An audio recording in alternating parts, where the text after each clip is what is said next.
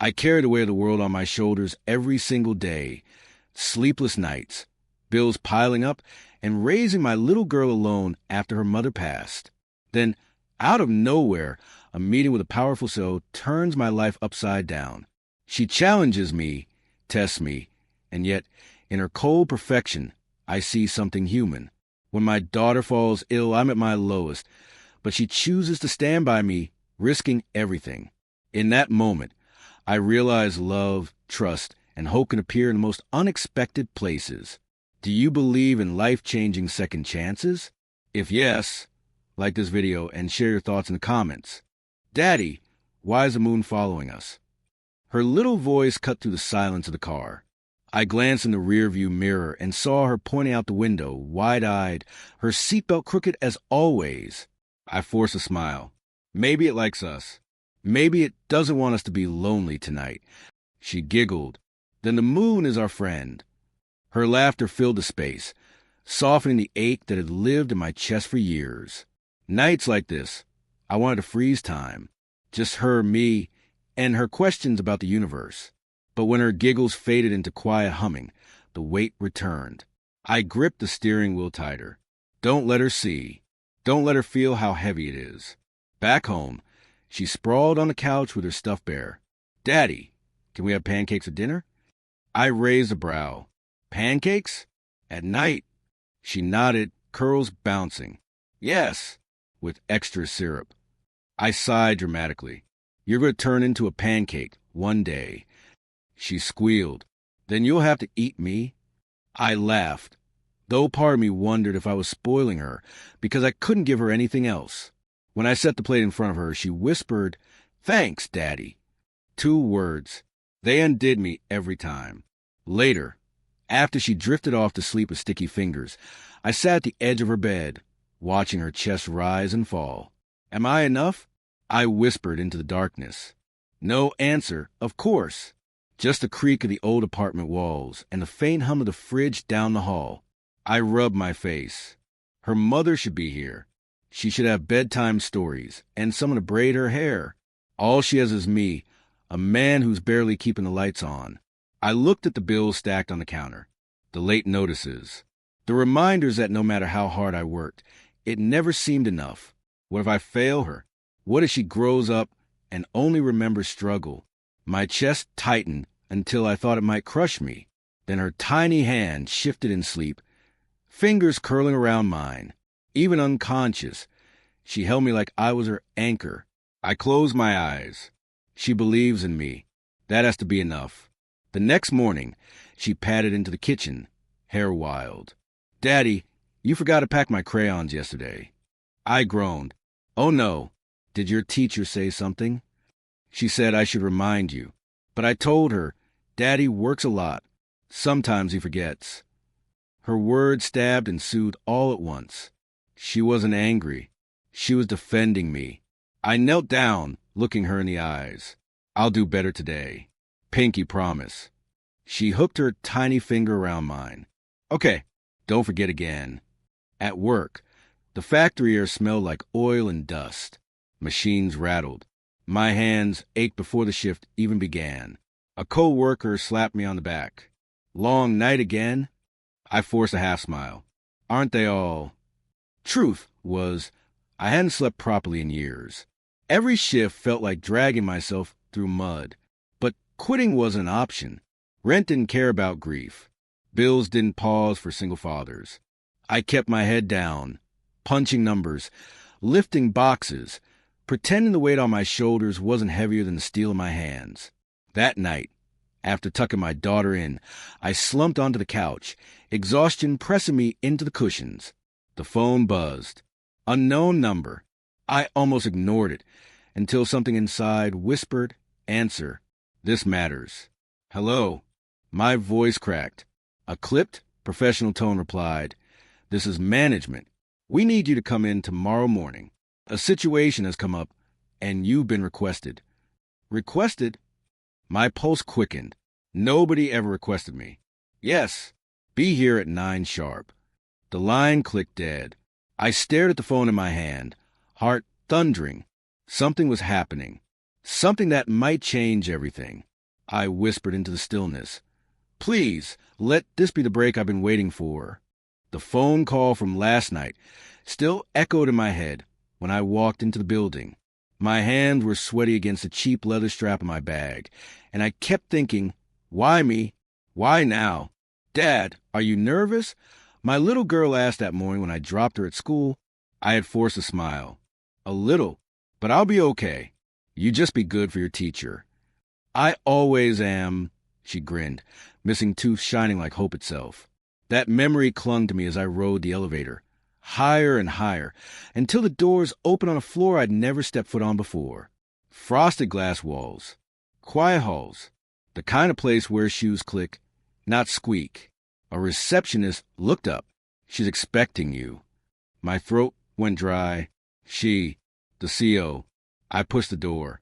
There she was, behind a massive desk, sunlight pouring over her like she owned the very air.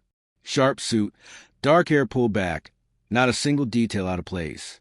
She didn't smile. Sit. My legs obeyed before my brain caught up. Her eyes were steady, cold but curious, scanning me the way surgeons study an X-ray. You're Daniel, correct? Yes, ma'am. My voice cracked. I cleared my throat. Daniel Hart. You've been with us how long?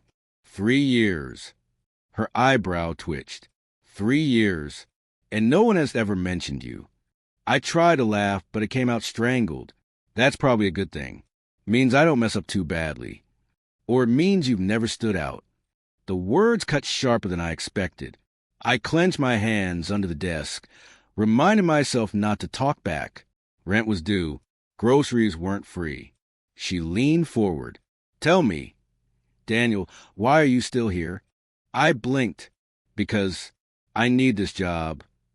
Everyone needs a job, she said flatly. I want to know why you stay. You don't look like a man who dreams of climbing office ladders. Her words unsettled me. How did she see that so fast? I swallowed. Because this job means I can take care of my daughter. That's it. That's the only reason I wake up and come here every morning. Her pen stopped moving. Your daughter, she repeated softly, as if testing how the word tasted. Yes, I nodded. She's 7. Bright, too bright, sometimes. I caught myself rambling and forced my mouth shut. Something shifted in her gaze, not warmth, but interest. You're not married, she said, not asked. No, my chest tightened. Not anymore. Silence stretched between us. I hated that my eyes drifted to the window, anywhere but her stare. Finally, she spoke. Most people who sit there tell me what they think I want to hear. Ambition, loyalty, a vision for the future. You give me nothing but blunt honesty. Sorry, I muttered. I'm not great at. Don't apologize. She cut me off like a blade. It's rare. I shifted uneasily. My heart thudded. Was this a trap? She tapped the desk. Do you know why I called you here? No, ma'am. To see if there's anything beneath your file. 3 years. Average performance. No complaints, no praise. Invisible. I wanted to know if you were worth keeping. My stomach dropped. Invisible. The word clawed at me.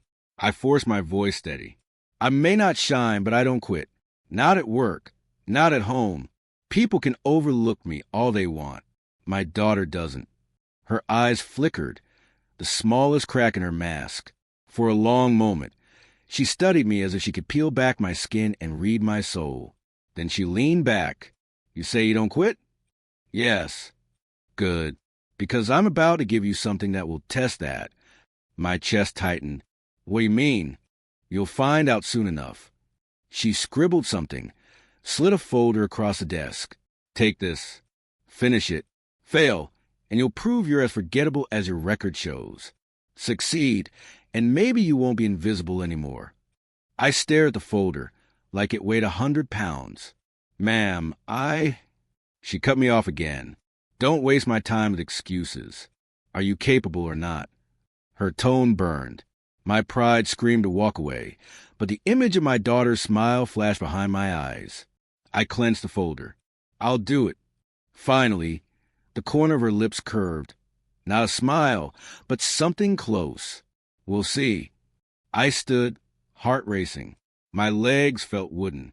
As I turned for the door, she called after me, "Daniel." "Yes." Her eyes locked onto mine, steady and unreadable. Most men hide behind words. Don't. Let your actions prove if you belong here. I nodded, clutching the folder tighter than I held my own breath. "Yes, ma'am." Walking out, the hallway felt colder, the glass walls higher. For a moment, I wondered if she had just handed me a chance, or a trap. And deep inside, one thought kept circling like a storm. Is she testing me, or trying to break me? The folder felt heavier the more I stared at it. By the time I got home, my palms were damp, and my daughter noticed right away. "Daddy, why are you holding that like it's a bomb?" she asked, peeking up at me with wide eyes. I sighed, because it might explode in my face if I mess it up. She giggled, climbing onto the couch. "Then don't mess up." If only it were that simple. I opened the folder. Pages spilling like a storm across the table. Deadlines, figures, presentations, all of it impossible for one man already drowning. "Daddy," she said softly, tugging my sleeve. "Yes, sweetheart." "You'll finish it. I know you will. You always fix things." Her confidence hurt more than my fear. What if I can't fix this? What if she finds out I'm not enough? The next morning, I dragged myself into the office, the folder tucked under my arm like a lifeline. I hadn't slept. Coffee burned down my throat. In the conference room, she was waiting. The CO, calm, polished, eyes like steel. "Progress?" she asked without looking up. "Started last night." "It's a lot." She glanced up, sharp. "Too much for you?" My jaw tightened. "I'll finish it." Her lips curved faintly. "Good. Because excuses don't survive here." The way she said it, I couldn't tell if it was a warning or a challenge. Maybe both. Days blurred.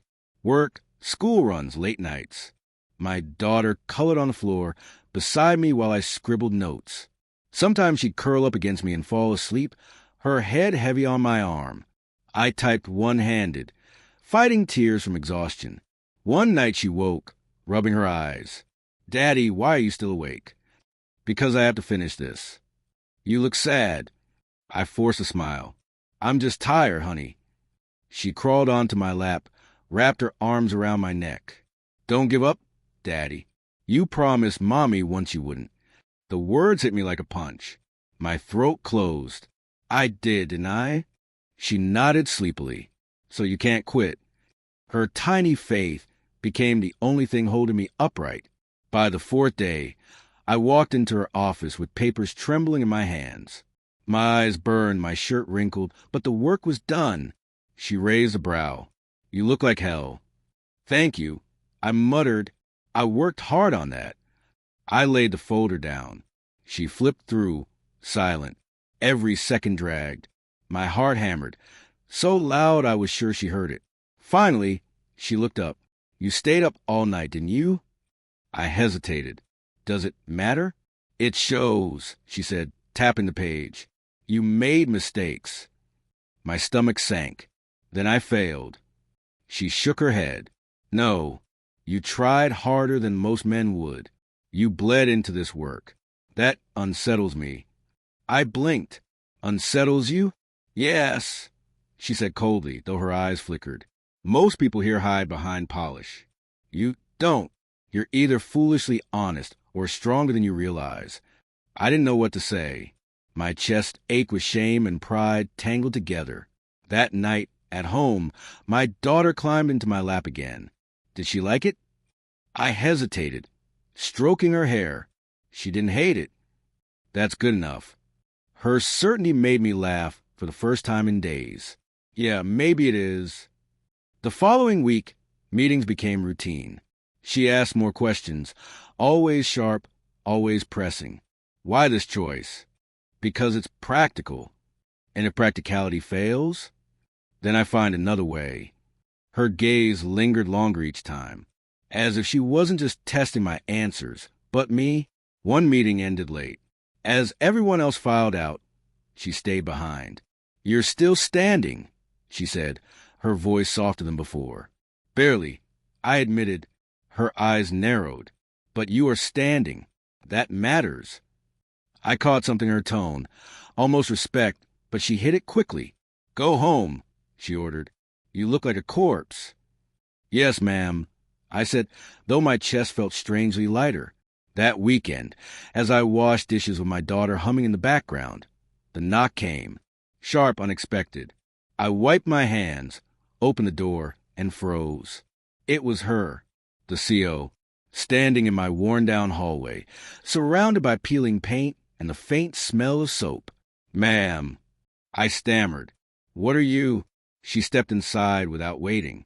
Her eyes landed on my daughter, who peeked around the corner with wide curiosity.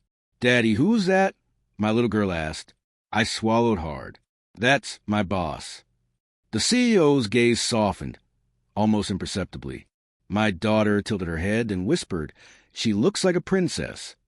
The CEO blinked, startled. I didn't know whether to laugh or panic. My daughter's whisper still hung in the air. She looks like a princess. The CEO's eyes flickered, startled.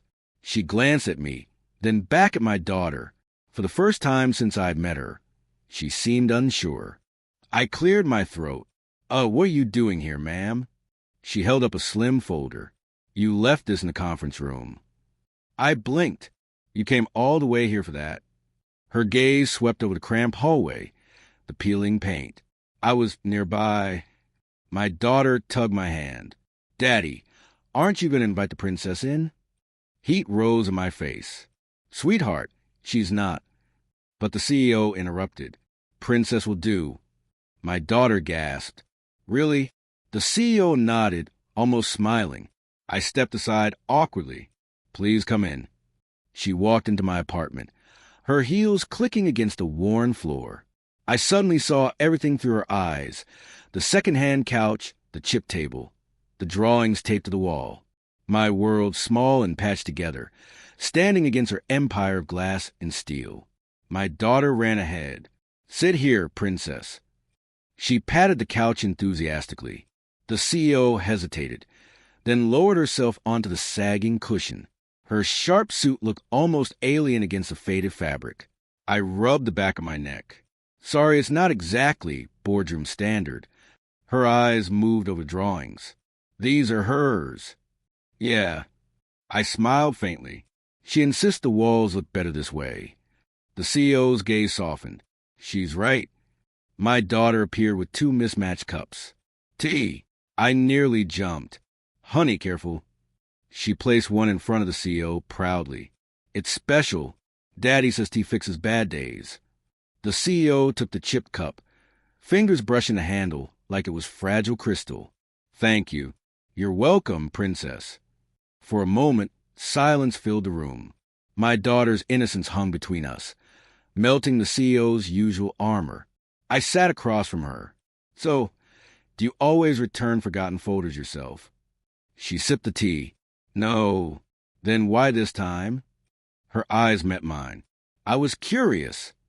About what? About the man who said his daughter is the only reason he wakes up. My chest tightened. I wasn't trying to impress you. It's just the truth. I know. Her voice dropped. That's why it stayed with me. I looked at her across the chip table, this untouchable woman, sitting in my broken world. You don't seem like someone who lets things stay with her. Her jaw tightened. I don't. But the way she looked at my daughter, who was now humming as she drew rainbows, told me otherwise. After a while, she stood. I should go. My daughter ran up. Will you come again, princess? The CEO hesitated. Her eyes flicked to me, then back to the little girl. Maybe. Promise? Her lips parted, then closed. Finally, she knelt to my daughter's height. I don't make promises I can't keep. My daughter frowned. That sounds sad. The CEO blinked, visibly shaken. It is. I felt something twist inside me. She wasn't as unbreakable as she wanted the world to think. At the door, I cleared my throat. Thank you for bringing the folder. She studied me, her expression unreadable. You live small, Daniel, but you live. Before I could respond, she stepped into the hallway. The door closed behind her, and I leaned against it, exhaling. My daughter ran over, tugging my sleeve. "Daddy, the princess is lonely." I froze. "What makes you say that?" Because she didn't smile with her eyes. Her words cut deeper than she knew. I looked at the chipped cup still on the table, the faint warmth it held. She was right. The CEO was lonelier than she looked. And I wasn't sure why, but I knew that mattered. My daughter's words lingered in my chest long after Seal left. "Daddy, the princess is lonely." I tucked her into bed, kissed her forehead, and told myself tomorrow would just be another day of survival. But tomorrow didn't play by my rules. By noon, my phone buzzed violently at my desk. I glanced at the screen. School nurse. My stomach dropped. I answered. "Hello, Mr. Hayes? Your daughter's running a high fever. She's asking for you." I pushed back from my desk. "I'm on my way." A voice cut through from the corner of the room. "Leaving?" The CO. Her eyes locked on me like steel. "My daughter's sick. I need to go now. You're in the middle of a deadline." I swallowed. "She's all I've got." Something flickered across her face, but she only said, "Go." I ran through the lobby, ignoring the stairs. My mind churned. This is it. I'll lose the job I begged for. But what good is any job if I can't protect her? When I reached the school, my daughter lay curled on the cot, cheeks flushed. "Daddy," she whispered weakly. "I'm here, baby." I lifted her, heat radiating from her skin. "We're going to the hospital." She clung to my shirt. "Don't leave me." "Never." Hours blurred under the harsh hospital lights. I sat beside her bed, gripping her small hand, listening to the beeping machines. Fear gnawed at me. What if she doesn't get better? She's my whole world. "I can't. Daniel." The voice froze me. I turned. The CEO stood in the doorway, her sharp suit out of place among the white walls. I blinked. "Why are you here?" "You didn't answer your phone." "I came to check." My throat tightened. "You didn't have to." "I did." She stepped closer, her tone softer. "How is she?" "Fever's high. They're running tests." My voice cracked. "I can't lose her." For a long moment, she didn't speak. Then she sat in the chair beside me. "You won't." "You don't know that." She looked at my daughter, then back at me. "I know what it feels like to lose sleep over someone you can't protect." Her words carried weight, a shadow I hadn't heard before. I wanted to ask, but her eyes warned me not to. The nurse came in. "She'll need to stay overnight." I nodded. "Thank you." When the nurse left, I whispered, "I should have been more careful. Maybe I missed the signs." The CEO shook her head. "You're here now. That's what matters." I covered my face with my hands. "I'm failing at everything, work, parenting." "Stop." Her voice was firm, but not cold. "I've seen failure. That's not what you are." I let out a shaky breath. "Then what am I?" Her gaze softened. "A father who refuses to quit." Silence stretched, but it wasn't uncomfortable. She didn't rush to fill it with empty words. She just sat there, steady, her presence anchoring me. My daughter stirred, eyes half open. "Daddy, I'm here, sweetheart." She blinked at the CEO. "Princess?" The CEO leaned forward. "Yes. Don't go." Something in the CEO's expression cracked, like a wall crumbling. "I'll stay a while." My daughter smiled faintly before drifting back to sleep. I looked at the CEO. "You didn't have to cover for me at work." She arched a brow. "How did you know I did?" "I'm not stupid. Walking out like that should have cost me." She looked away. "Maybe I didn't want to see you lose both battles in one day." My chest tightened. "Why? You barely know me." Her eyes met mine, steady and searching. "Maybe I see more than you think."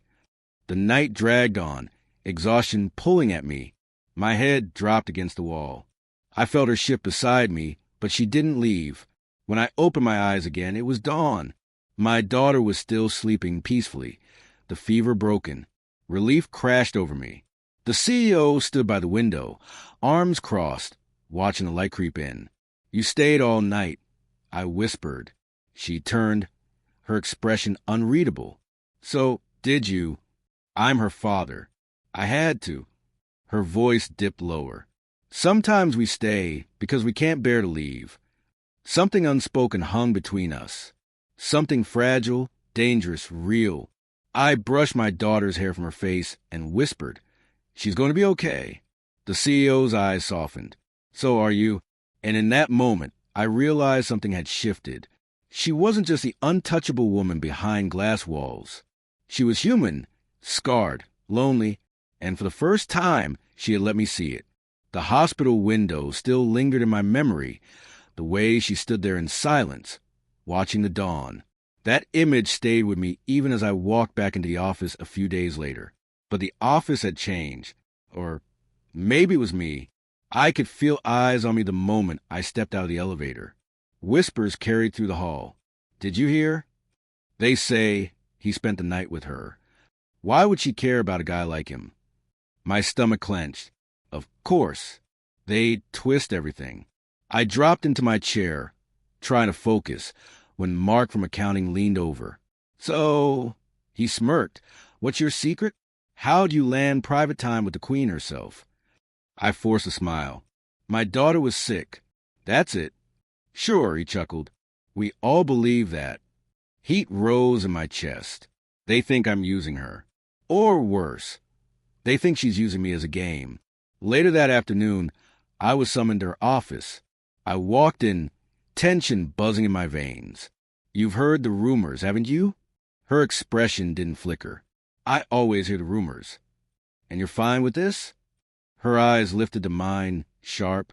"Why shouldn't I be?" "Because they're saying I'm just some charity project of yours. That I don't belong here. That you're—" I swallowed hard. "That you're pitying me." Her chair creaked as she leaned forward. "Is that what you think of me?" I don't know what to think anymore. My voice cracked. "I've spent years trying to prove I can stand on my own 2 feet, and now one rumor makes it sound like everything I've worked for is because of you." Silence. The kind that burns. Then she said, quietly, "Do you think I have it easier than you? That my walls protect me from judgment? They don't. They just make me lonelier." I blinked at her. "You lonely?" Her jaw tightened. "People see power and money. They don't see the nights I go home to silence. They don't see why I built these walls in the first place." I let out a shaky breath. "Then why me? Why risk your reputation by standing near mine?" Her voice softened. "Because for the first time in years, I saw someone who wasn't afraid to fight for what mattered. I trusted that." Her words hit harder than I expected, but the storm inside me wouldn't quiet. "I'm scared," I admitted, the words tumbling out before I could stop them. "Scared that I'll fail my daughter. Scared that I'll fail you. Scared that everything I'm holding together will collapse the moment I let anyone too close." Her eyes locked on mine, unflinching. "And I'm scared that if I let anyone close, they'll leave." Our fear sat between us, raw and exposed. Finally, I whispered, "So what do we do?" She leaned back, her mask cracking just enough for me to see the woman beneath. "We tell the truth to each other, and we let the whispers burn themselves out." I nodded, though my chest still ached with doubt. Easier said than done. Her lips curved, not quite a smile. "Most things worth keeping are." I walked out of her office, my mind spinning. The whispers still followed me, but they felt different now. Less like daggers, more like echoes. Because for the first time, I knew she was listening. And maybe, just maybe, I wasn't fighting this alone anymore. The whispers hadn't died down. If anything, they'd grown louder after the argument in her office. But I told myself I could endure them as long as I kept my head down and kept working. I was wrong. The night it happened, I was the last one still in the office. Papers spread across my desk, my laptop whirring with exhaustion that matched my own. I rubbed my eyes and whispered, "Just a little longer, Daniel. You can't afford to fall behind." My phone buzzed. A picture message from my daughter, her in pajamas, holding up a drawing of me with a cape. The caption she'd scribbled, "My hero." I smiled weakly. If only you knew how close I am to breaking. The fire alarm shattered the silence. Lights flashed red. Shouts echoed down the hall. I stumbled out of my office to chaos. People running. Smoke curling from the server room. Someone yelled, "Sprinklers failed. Get the extinguishers." My stomach dropped. The servers held months of data. Millions of dollars at stake. I grabbed an extinguisher, rushed in, choking on smoke, my mind screaming, "Don't let this be the night everything falls apart." When the fire was finally contained, I stood outside the building, shirt soaked, lungs burning. The SIL glared at me. "This was your section. Your project. You were responsible for oversight." I coughed, words catching. "I checked those systems. I swear." "Save it." His voice cut like glass. "You'll answer for this in the morning." I wanted to fight back, to scream that I wasn't to blame, but all I could think was, my daughter's drawing. My hero. I'm no hero now. At home. She ran to me, her tiny hands touching my soot-stained shirt. "Daddy, what happened?" I collapsed onto the couch, my arms wrapping around her. My voice broke. "Baby, I messed up. I might lose my job." Her eyes went wide. "But you can't. You always tell me we'll be okay." Tears blurred my vision. "I don't know how to keep going. I try, but I'm so tired. What if I can't protect you anymore?" She pressed her forehead to mine. "You're still my hero, even if you're tired." Her words cut deeper than any accusation at work. The next day, I walked into the boardroom like a man on death row. Executives whispered, eyes cold. The COO slammed a report on the table. This negligence could have destroyed us. Why shouldn't we terminate him immediately? I opened my mouth, but no sound came. My pride had carried me this far, but it couldn't save me now. Then a voice rang out. "Because he's not negligent." Every head turned. The CEO stood, calm but blazing. Her words cut through the room. "He worked overtime for weeks, covering shifts others abandoned. If you're looking for someone to blame, look at the systems you ignored, not the man who held this place together when the rest of you left." Murmurs spread like fire. The COO sneered. "You'd risk your reputation for him?" Her eyes narrowed. "Yes." The air stilled. I stared at her, stunned. She hadn't just offended me. She'd staked her authority on it. After the meeting, I caught up to her in the hallway. "Why did you do that?" My voice shook. "You could have stayed silent. Saved yourself." She stopped, turning to face me. Her eyes weren't cold now. They were tired, human. "Because I know what it's like to be blamed for things beyond your control. I won't watch you carry that alone." My chest tightened. "But your reputation."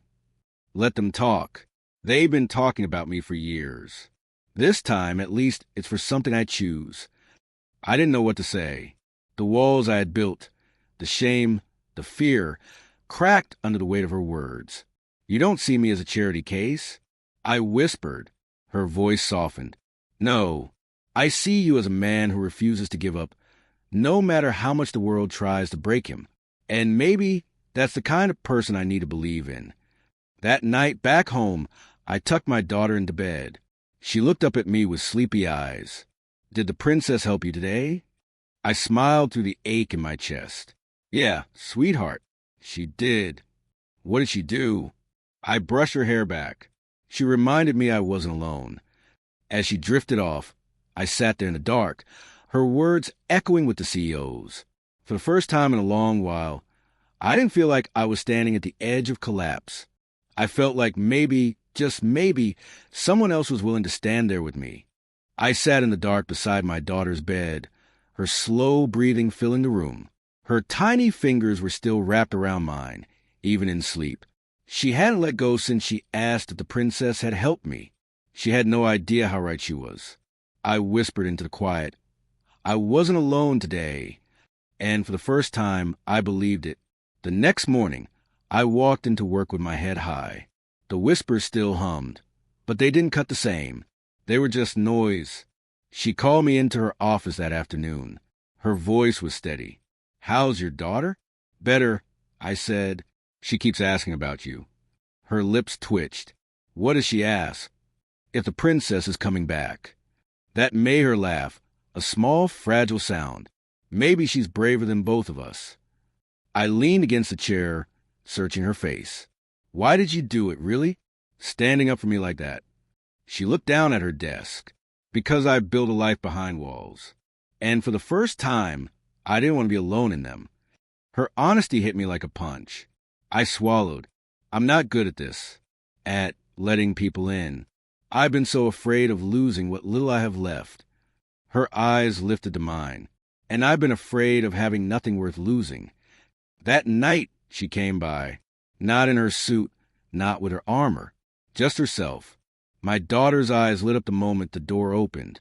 "Princess," she shouted, running into her arms. The CEO froze, then knelt down awkwardly as my daughter hugged her. I saw her hands tremble before she slowly hugged back. "Why do you call me that?" she asked gently. My daughter grinned. "Because you're pretty and strong, but you look sad sometimes. Like in stories." I held my breath. The CEO's eyes glistened. She brushed a strand of hair from my daughter's face. Then maybe I needed someone to remind me how to smile. We sat at the small kitchen table, 3 mugs of tea steaming between us. My daughter colored on scrap paper, humming. The CEO glanced around my modest apartment. "You live with so little." I shrugged. Enough to matter. Enough to make her laugh. Her gaze softened. That's more than most people with everything. Silence hung, heavy but warm. Finally, I whispered, "You don't have to keep your walls up here." Her voice cracked. "And if I let them down, then you're not alone anymore." My daughter looked up suddenly, smiling wide. "Daddy." "Yeah, baby?" She stretched out her tiny hand. "Hold my hand." I smiled and took it, her small fingers curling into mine. Then she reached her other hand toward the CEO. "You too." The CEO froze, staring at that little hand reaching for her like it was a lifeline. I whispered, my throat tight, "Take her hand, take mine too." Not as a plea, as a promise. Her eyes met mine. Fear, hope, something breaking open. Slowly, she reached out and placed her hand in my daughter's. Her skin was cold at first, then warm, trembling. I squeezed both their hands. "Take my hand, and I swear we'll walk this together. No more walls. No more loneliness." The room went quiet. Even my daughter stilled, watching her. The CEO's lips parted, her voice breaking. "I will if you never let go." My chest ached. "Never." Tears blurred my vision. My daughter giggled and squeezed tighter. "See? Now we're a team." A laugh escaped the CEO, not cold, not guarded. "Real. A team," she repeated softly. We sat like that, 3 hands tangled together across a chipped kitchen table. And for the first time since my wife's passing, I didn't feel broken. I felt whole. Later that night, after my daughter fell asleep, I walked her to the door. She hesitated, her hand still in mine. "Are you sure about this? About me?" I nodded. I've never been more sure. I thought strength was carrying everything alone. But maybe real strength is knowing when to let someone carry it with you. Her eyes shimmered. "Then I'll carry it with you, if you'll carry mine." I smiled. "Always." She leaned closer, resting her forehead against mine. "Then we'll start from here." As she left, I looked back at my daughter sleeping peacefully. She had brought us together with nothing more than innocence, laughter, and love. I whispered into the quiet, "We'll be okay." And for the first time in years, I didn't just hope it, I believed it.